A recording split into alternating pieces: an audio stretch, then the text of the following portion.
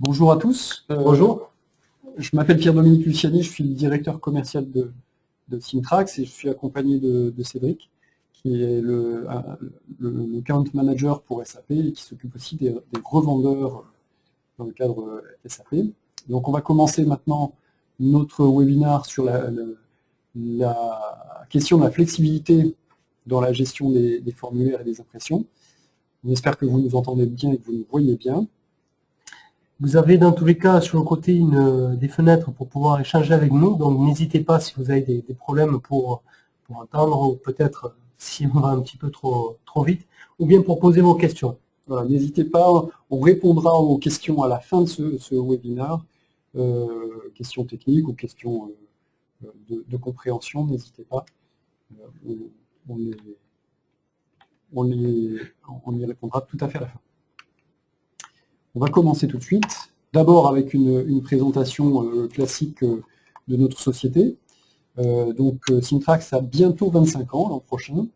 On est une société française, mais avec des filiales aux États-Unis, en Grande-Bretagne et en Inde, à peu près 70 employés, éditeur de logiciels dans le domaine en fait de ce qu'on appelle nous l'Enterprise Reporting Management, de la gestion des rapports, documents pour l'entreprise. Et nos logiciels sont édités en 5 langues, français, anglais, allemand, espagnol et depuis quelques temps en japonais aussi. En termes de partenariat, nous sommes partenaires avec SAP, c'est peut-être inutile de le dire, mais avec aussi Microsoft, IBM et Oracle. Et on est présent dans à peu près 70 pays. Beaucoup de nouveaux clients, de clients qu'on va vous présenter, on va vous en présenter quelques-uns. Parmi les 3000, voilà quelques clients qui nous font confiance et qui travaillent sur une plateforme SAP. Donc des noms prestigieux comme Danone, Medina ou Coca-Cola ou Siemens, et puis des noms un peu moins connus. Et tous ont trouvé une solution qui convenait à leur problème. On va partir du constat de la situation actuelle, on va partir de ce que vit au quotidien un Competence Center, on part plutôt du côté informatique. Là, en l'occurrence, le Competence Center, la plupart du temps, on lui demande de répondre à beaucoup de demandes. Effectivement, avec de moins en moins de ressources. Voilà. Donc des demandes pour adapter les processus ou adapter justement les formulaires, c'est un peu le sujet d'aujourd'hui, des formulaires standards ou des formulaires qui avaient déjà été développés avec des outils comme Subscript ou Smartform. Voilà. Ensuite, les environnements informatiques sont de plus en plus complexes et hétérogènes, avec des ressources IT qui sont bien souvent insuffisantes. Bon, je ne parle pas non plus des délais de réponse que l'on demande au Competence Center, donc c'est toujours compliqué. Les problèmes que nous avons listés, que vous rencontrez certainement au quotidien, pour arriver jusqu'à un go live, pour arriver en fait à migrer vers une nouvelle version SAP ou à passer sur SAP, ils sont multiples. Le premier, c'est par exemple les templates, les formulaires SAP qui sont nombreux, ne sont pas tout à fait adaptés aux entreprises, au cadre spécifique d'une entreprise.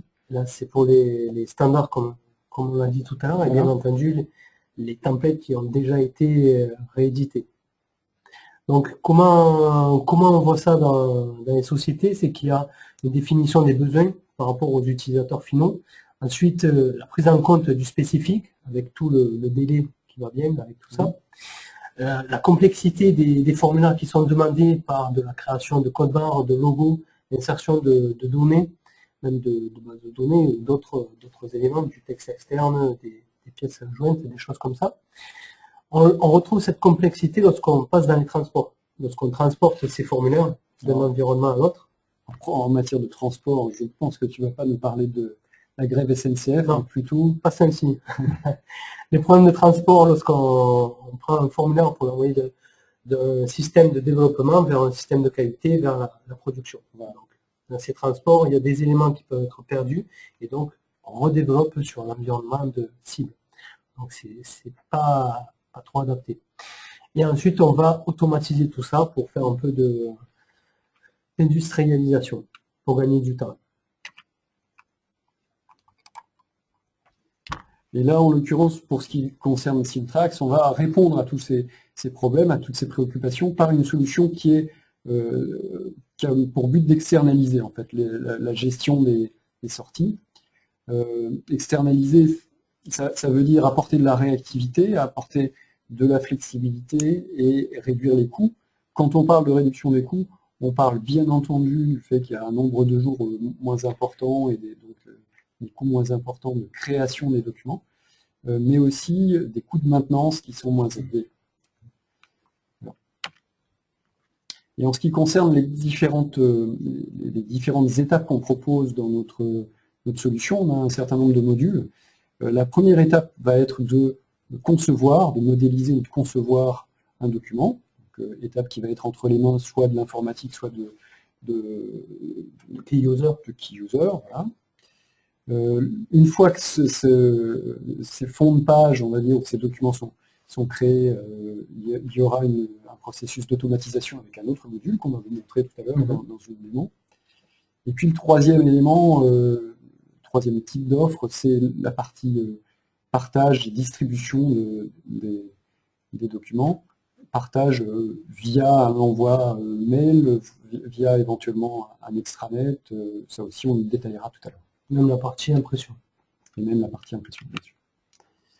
Alors en ce qui concerne la manière dont fonctionne la suite Compléo, vous voyez qu'on a là un slide qui est assez chargé, mais ça a pour but de montrer la richesse en fait de la solution.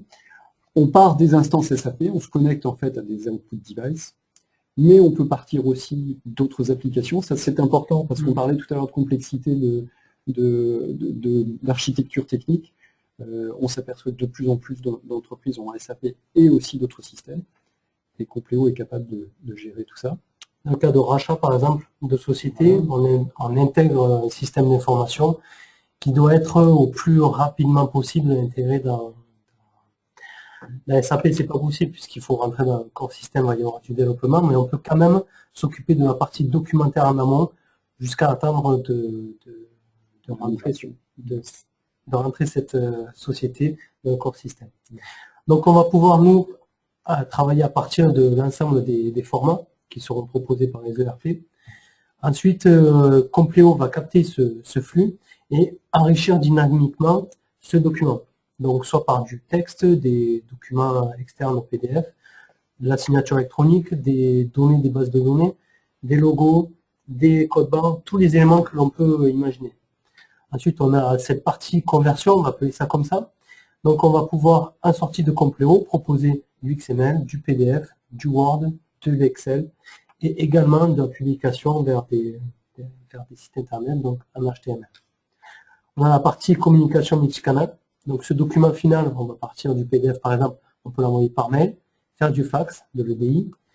La partie impression, de documents et des étiquettes.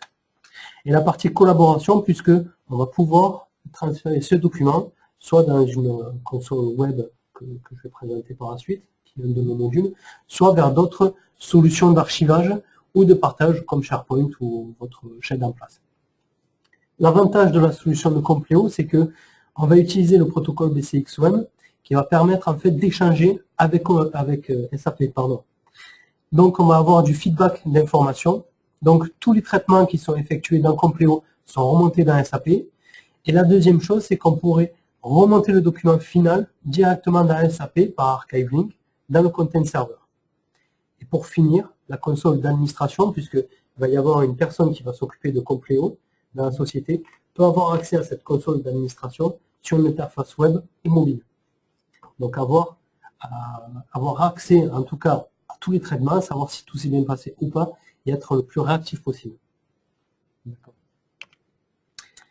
Avant de commencer la démo, on va de nouveau vous poser une petite question qui est en fait quel est en fait le problème de documentaire que vous avez, le problème principal auquel vous êtes confronté. Donc, mise en forme graphique ou pas, la maintenance des formulaires lorsqu'il y a eu du développement non standard, le processus de transport, comme on le disait tout à l'heure, la gestion des impressions, etc. Donc, n'hésitez pas. Je vous laisse quelques secondes pour voter. Pour voter, comme ça on pourra analyser tout ça ensemble, et comme ça je pourrai un peu aiguiller ma démonstration par rapport aux demandes. Voilà, visiblement, la mise en forme graphique est un problème qui est un peu aigu, puisque les chiffres bougent, on attend encore 5, bouge un petit peu. Voilà. Encore 5 secondes, et on va partager les résultats. Voilà. Donc voilà les résultats. 56% pour la mise en forme graphique interactive des documents. Donc, le problème des développements Smartform ou Subscript qui prennent du temps, qui ne sont pas en WYSIWYG est un problème aigu. On va aller même un peu plus loin sur les Subscripts, puisque la partie graphique sur Subscript n'est pas présente. C'est-à-dire des logos en couleur ou des choses comme ça. Ensuite, de ce qu'on voit, il y a quelques problématiques liées au processus de transport. Donc, on a expliqué qu'on va se passer de ça, et je l'expliquerai par la suite. Et la gestion des impressions, on va en parler brièvement aujourd'hui, parce qu'on a un webinaire qui est consacré uniquement à cette problématique, qui sera en janvier. On vous donnera ces informations. Donc, on va commencer la démonstration, et je vais vous montrer justement comment on va mettre en forme graphiquement et interactivement des documents.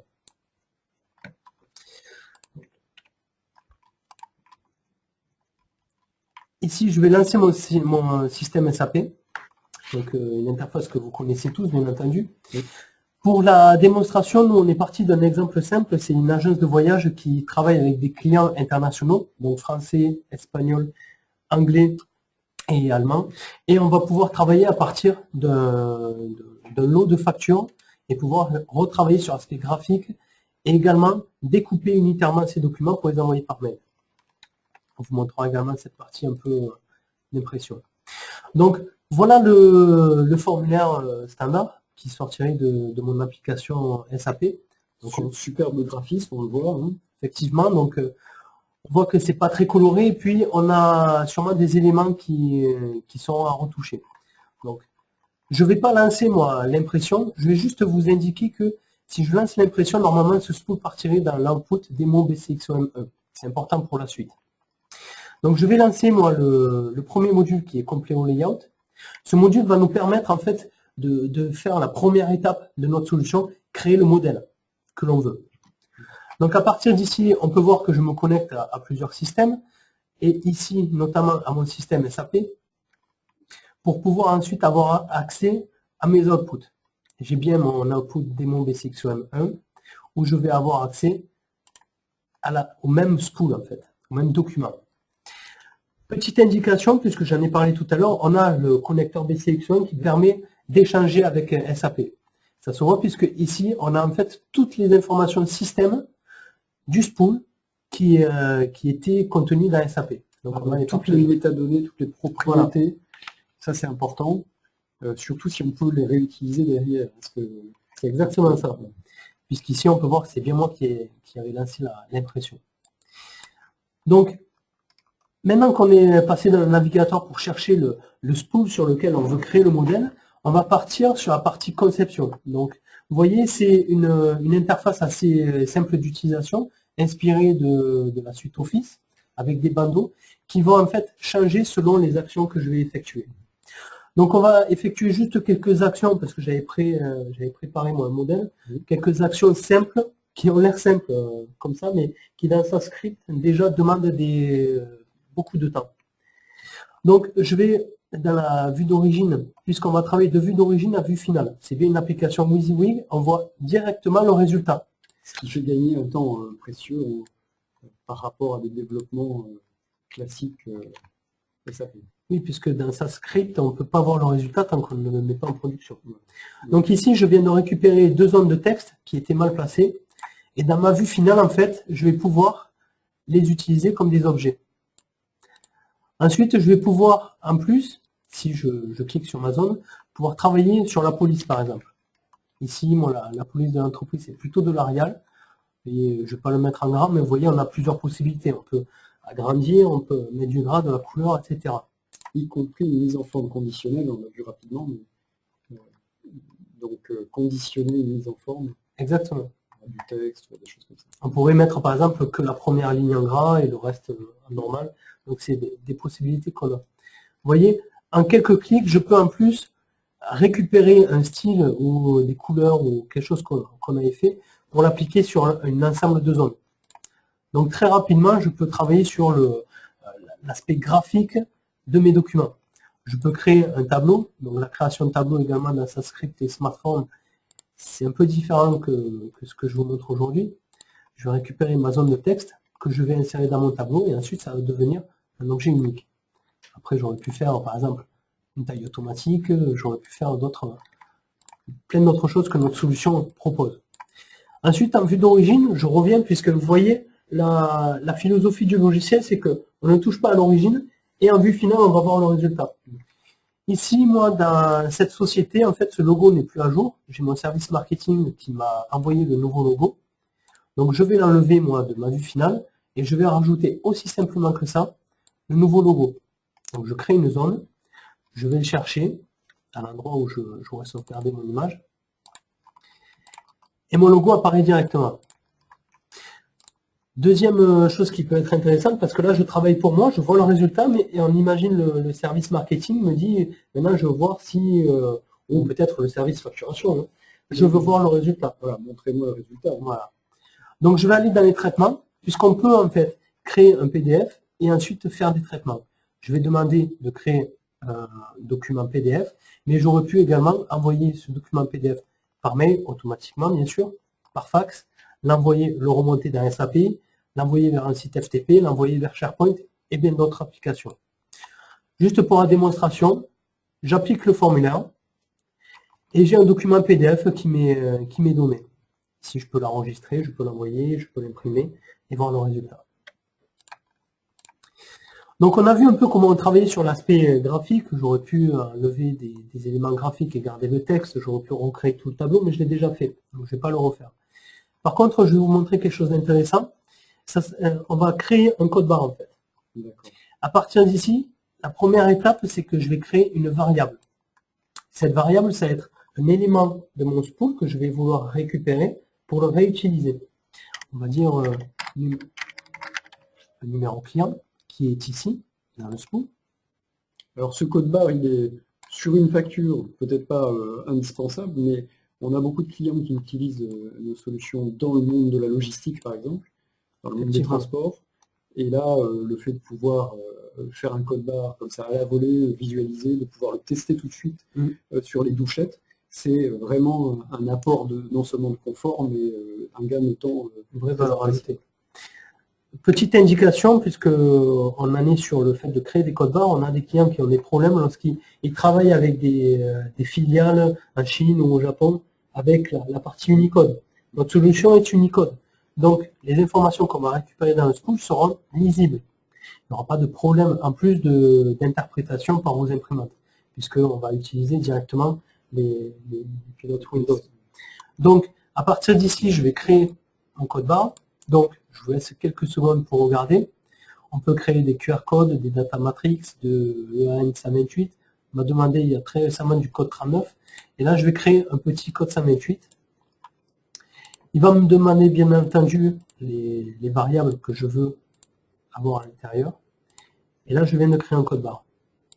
Je vais juste enlever le code. On peut garder le code pour s'y retrouver et ensuite l'enlever. Après, ça devient un objet. Ça veut dire qu'on va pouvoir le placer où on veut dans le document. Je peux même faire une petite rotation, je peux l'agrandir, le rétrécir, je peux faire pas mal de choses.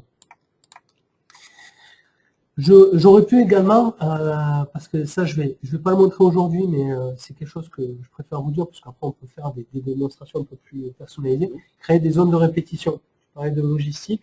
La logistique, c'est très utilisé.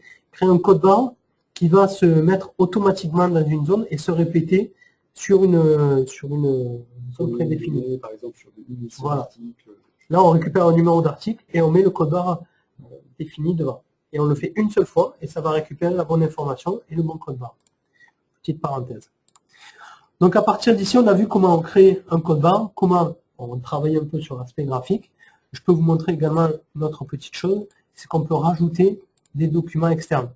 Ça veut dire que d'ici, j'aurais pu rajouter des conditions générales de vente derrière la facture. D'accord. Conditions générales de vente qui ne sont pas dans SAP, mais qui dépendent en fait du service juridique, par exemple. Parfaitement. Donc je vous ai montré un peu les applications, les traitements, les variables. Voilà. Donc on va passer directement à l'exemple que j'avais créé. Tout ça en quelques minutes, hein, vous avez vu que c'était vraiment du WYSIWYG, qu'on faisait les cliquer, déposer, etc. C'est vraiment d'une rapidité, d'une facilité déconcertante. Donc dans mon exemple, j'ai cassé un peu la surprise, puisqu'on a vu la vue finale. Mais dans la vue d'origine, je voulais juste montrer, j'avais fait moi des variables sur le nom du client, sur le numéro du client, même sur le message la zone de texte d'introduction, parce que je vais la réutiliser dans mes mails. Donc on va pouvoir très facilement créer du texte qui va varier, et même sur des problématiques multilingues, sur laquelle on travaille aujourd'hui, un petit peu. Donc en vue finale, c'est pas traité par là, je voulais juste montrer qu'ici, on peut conditionner également, puisque là j'ai superposé 3 logos différents selon la langue du client.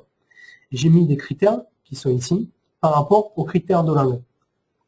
Je vais juste montrer le résultat, parce que ça parlera un petit peu plus, un peu mieux à l'écran. Et avec des conditions générales de vente associées, c'est ça? Exactement. Donc je vais juste afficher le document et vous montrer. Donc mon premier client était un client anglais avec le message en anglais, des conditions générales de vente en anglais. Le deuxième, c'est un client français avec le message en français, le logo qui va changer, les conditions générales de vente pareil, toujours en anglais ici, en espagnol et en allemand. Donc on voit deux choses ici, c'est que les logos vont changer, les informations vont changer, mais également, si on s'attarde un petit peu sur le tableau, puisque j'ai fait en sorte que mes tableaux soient dynamiques. S'il y a plus de zones, il va s'agrandir. S'il y a moins de zones, ça va se rétrécir. Voilà, si on regarde les tableaux, ça va varier. Donc des choses assez dures à gérer dans SAP. Oui. Donc on a vu, nous, cette partie PDF. Juste pour vous montrer une autre application qui est intéressante, c'est qu'on va pouvoir également travailler sur les propriétés du PDF. Je vais créer des documents en format PDF, PDFA, pour tout ce qui est normes d'archivage. Je vais pouvoir également signer électroniquement le document et horodater le document. Donc, on continue à enrichir. Donc on va utiliser pour ça un certificat, une signature d'un tiers de confiance, externe, hein, bien entendu, et un horodatage externe aussi. On va maintenant s'attarder juste une minute sur la partie diffusion par email, puisque c'est intéressant à voir. Ici, lorsque je rentre dans les propriétés, je vais pouvoir en fait utiliser une console HTML que l'on a implémentée dans notre logiciel. D'accord, avec de la mise en forme, visiblement. Exactement. Juste une petite seconde. On voit que le texte d'introduction qui est en haut, entre côtes, la intro, doit être une variable, c'est ça? C'est le texte d'introduction de ma facture. Du coup, je vais pouvoir personnaliser mon message par rapport à mon client. Alors, bon, on aurait pu rajouter des liens hypertextes, des logos. On me demande souvent justement des services marketing qui voudraient faire passer de l'information à leurs clients à chaque facture, ou par exemple noter dans mes mails qui seront fermés sur une certaine période ou qui participent à un salon, etc. Donc on va même travailler de façon plus professionnelle. Il faut savoir que tous les documents qui sortent vers l'extérieur, c'est quand même un peu la carte de visite de l'entreprise. Donc il faut proposer des documents qui parlent. Donc on va utiliser des outils professionnels. Donc je vais juste sauvegarder moi ce modèle et je vais revenir du côté SAP. Du côté SAP, je vais lancer moi l'impression et je vais vous montrer comment ça se Ça s'identifie au niveau de l'utilisateur final. Parce que l'utilisateur final, pour nous, c'est pas des utilisateurs de Compléo. Ils ne verront jamais Compléo, ils verront que le résultat. C'est transparent pour eux, c'est ça? Parfaitement. Ici, je vais lancer l'impression. Donc, je viens de lancer un spool request. Et dans ma partie mail, en fait, je vais recevoir au fur et à mesure, puisque j'avais 5 clients différents, les différents mails de mes clients, avec le message qui va changer, bien entendu, par rapport au client. C'était un client espagnol, un client allemand, un client français. Donc, tout va changer. Alors, Cédric, là, on était sur la conception, et puis on est passé sur SAP. Donc, la conception a été faite, mais là, on voit que simplement en cliquant sur l'impression SAP, automatiquement, le résultat est obtenu, le traitement d'envoi par mail est obtenu. Alors, comment est-ce qu'on fait ça? Donc, c'est très simple. Ici, je vais montrer le deuxième module qui s'appelle Compléo Superviseur, en fait, qui va permettre d'automatiser les traitements. Voilà. Lorsque je vais dans l'administration du superviseur, tout à l'heure, vous voyez, j'avais accès que à notre SAP qui est ici en Europe, mais je peux me connecter, et c'est pour ça que tout à l'heure, le schéma était très explicatif. On a une seule plateforme pour gérer l'ensemble des traitements, que ce soit sur SAP ou d'autres ERP. Même les deux. Un point central pour toutes les instances SAP. Toutes les instances. Ici, on a accès au SAP Europe, ensuite à celui que l'on a à Los Angeles et l'autre à Mumbai. Et ensuite, on va s'occuper de tout ça. Je vais juste aller moi dans mon démon BCX1 pour montrer un peu comment s'articule la solution, comment on crée un scénario. C'est très très simple. On va créer un scénario, on va mettre une condition, donc ça peut être tous les spools qui arrivent dans cet output sont traités, mais on peut avoir des spools différents, de la facture avec des lettres de relance et d'autres choses. Donc on va vouloir l'identifier. Ici, moi, ma contrainte, c'est dans la première page, dans le texte du spool, s'il trouve invoice, ça va traiter ce spool avec le modèle que j'avais créé tout à l'heure. D'accord. Donc ça se fait en quelques secondes. Voilà. Ensuite, il va en fait scruter cet output et lorsque des traitements arrivent, ils sont traités par Compléo. On peut voir notamment dans les processus, là c'est bien le traitement qu'on a lancé tout à l'heure, il y a l'ensemble des actions qui ont été effectuées. Oui, avec un niveau de détail, un luxe de détail qui est impressionnant. Exactement. On voit vraiment tout ce qui se passe, l'envoi par mail, la diffusion de mail, etc. Donc dans le cas où il y aurait eu une erreur, on saurait exactement là où il y aurait une erreur. Donc, oui, au millième de seconde près. Donc à partir d'ici, je vais juste vous remontrer dans cette partie SAP, l'utilisateur final, bien entendu, il lui faut un message pour savoir si tout s'est bien passé. Lorsqu'il ressort, il a un petit message qui lui est remonté en lui disant que l'ensemble des traitements s'est bien passé. Et pour un peu illustrer tout ça, on va aller dans le stade. Donc dans la output device BCXM démo 01, je suppose. Celui-ci. Voilà. Je vais avoir accès aux output request. J'ai bien celui qui a été traité aujourd'hui, celui-ci, à 15h26. Quelques minutes. Lorsque je le lance. Donc, même de la partie Compléo ou dans la partie SAP, les utilisateurs savent exactement ce qui s'est passé. Lorsque je clique dedans, j'ai bien l'ensemble des traitements qui ont été effectués. Ça a été imprimé correctement et l'information est remontée. Exactement. Donc, j'ai montré moi ce traitement, j'ai montré également la console, on va dire, sur Windows, mais on a également la même interface dans la partie web, puisque j'en avais parlé. Je vais me mettre sur mon profil.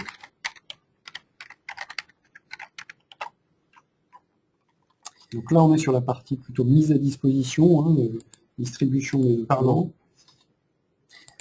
Je vais juste montrer la même chose qui était dans le superviseur. Donc là, j'ai 3 systèmes qui marchent en même temps. Donc une seule console permet de superviser plusieurs systèmes, plusieurs supervisions, c'est ça? Parfaitement. Ça, donc c'est centralisé, ça c'est quand même quelque chose d'assez... Donc ici, j'ai mon traitement avec les mêmes niveaux de détail en fait de ce qui s'est passé. Donc, pour la personne qui va s'occuper justement de la gestion des impressions, de la gestion des formulaires, il a à sa disposition une interface web et mobile. Là, on ne le montrera pas, mais sur un téléphone mobile, on pourrait également voir ce qui s'est passé. Oui, tout à fait, avec le même niveau de détail. C'est une version web, donc exactement. Ça peut se lire sur un mobile. Et ce que je vois, c'est qu'il y a des boutons restart, stop, c'est-à-dire qu'à distance, on peut relancer des traitements ou des superviseurs. Exactement. Impressionnant. J'avais moi, dans tout à l'heure, le layout, tu peux voir, j'avais la diffusion par mail et l'envoi vers Complex Archiver, dans le logiciel d'archivage. Donc on a une console, la même console, on peut avoir accès en fait à la partie archivage, si c'est mon masque de recherche sur les factures. Donc on peut imaginer en interne le service facturation qui a accès aux documents finaux et pas besoin de rentrer dans la partie SAP pour retrouver les documents. C'est une interface web et mobile. Et il est possible aussi de proposer cette interface à des clients en termes de sécurité. Oui, justement, ça nous a été demandé. On peut imaginer par exemple Uli Delon, ça aurait été une société particulière, et lorsqu'il lance l'interface Archivor, il aurait eu accès qu'à ces documents à lui. D'accord. Donc, on a montré comment on crée un document, comment on automatise ce document. Je voulais juste faire une toute petite parenthèse, parce que ça sera le sujet de notre prochain webinaire, puisqu'on a parlé de diffusion, on n'a pas trop parlé de la partie impression, et bien entendu, Compléo va gérer l'ensemble des imprimantes du parc d'impression, puisqu'on a également la partie Print Manager qui est le spooler d'impression qui va permettre de gérer le parc d'impression sur un site central et même des sites d'impression décentralisés. D'accord. Donc je présenterai ça à la fin de la démo. Donc voilà pour la partie présentation du logiciel. On va juste revenir maintenant sur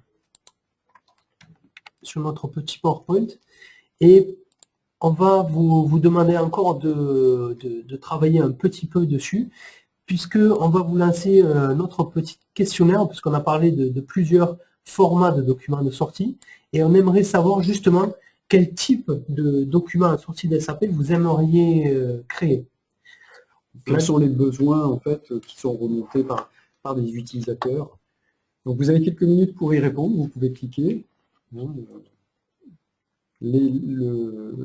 Un élément qu'on n'a pas vu en fait dans la démo, mais qui est significatif ou important, et qui nous a valu quand même pas mal de succès avec les clients, c'est le fait de pouvoir exporter des données qui viennent de spool SAP existants dans Excel. Donc vraiment la conversion dans Excel, c'est pour ça que vous avez cette question qui vous est posée. Encore quelques secondes et on va vous partager les résultats. Voilà. Donc voilà les résultats du questionnaire. On a bien entendu une grosse partie sur la création de documents PDF. Sans surprise, hein, oui. La mise en forme de documents, le format au roi, c'est bien le PDF. Et ensuite une partie Excel. Donc il faut savoir que sur la partie Excel, on fait également des démonstrations sur cette partie. Et c'est la même philosophie. On va créer un modèle qui va se jouer automatiquement. Donc on gagne du temps. Alors pour résumer un petit peu ce qu'on vous a dit, voilà les 4 grandes offres qu'on propose à partir de ces différents modules qu'on peut assembler un peu comme dans un jeu de Lego. Il y a une partie composition de documents, qu'on a vu avec Layout, une partie distribution par mail, par FTP, on l'a vu très très vite, mais par fax, etc. La partie impression à l'évidence. Et la partie conversion. La partie conversion, c'est-à-dire qu'on va pouvoir partir d'un document qui est normalement destiné à être lu, et puis le transformer dans Excel, je l'ai dit tout à l'heure, mais aussi en XML, donc dans un format qui est réutilisable de manière automatique par une autre application, par exemple. Pour ce qui concerne nos services, bien entendu. Simtrack, c'est également une équipe de consultants qui connaissent très bien nos solutions pour étudier, analyser et vous conseiller sur vos projets. Ensuite, ils sont également là pour faire de la formation, puisqu'on fait un transfert de compétences sur les logiciels. C'est vraiment très facile d'utilisation, donc après, vous pouvez vous créer vos formulaires.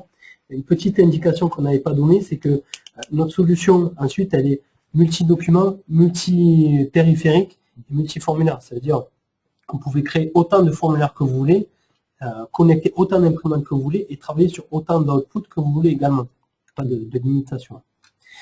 Et ensuite, on peut faire, bien entendu, du service sur site client ou des interventions à distance. Quand tu dis multi-formulaire, etc., ça veut dire aussi que une fois qu'un client a acheté les licences, il ne paiera pas plus cher.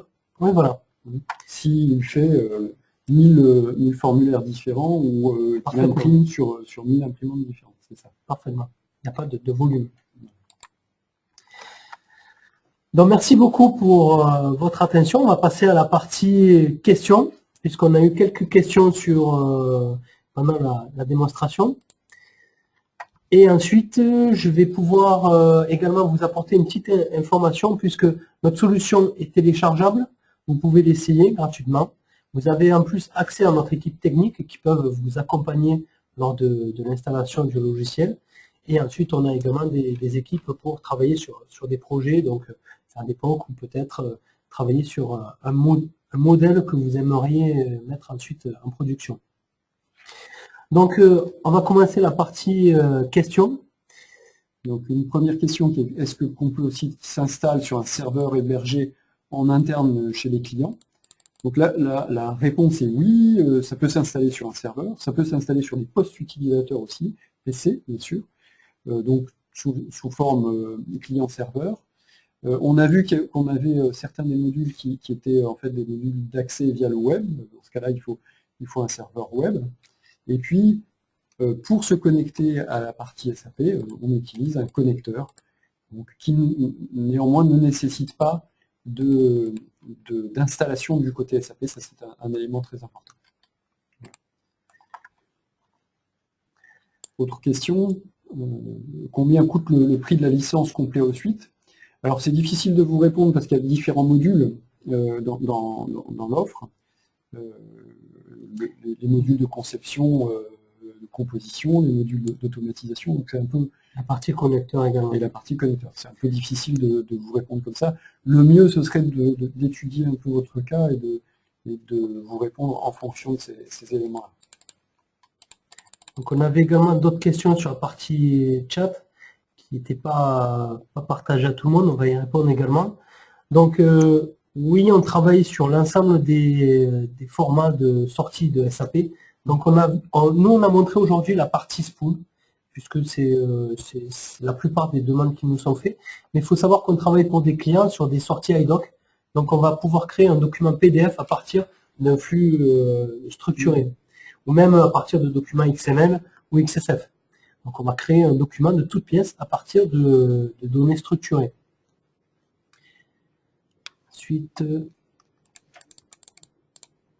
est-ce que vous avez d'autres questions sur cette partie? A priori, pas d'autres questions. N'hésitez pas à utiliser soit la console de chat, soit la partie questions.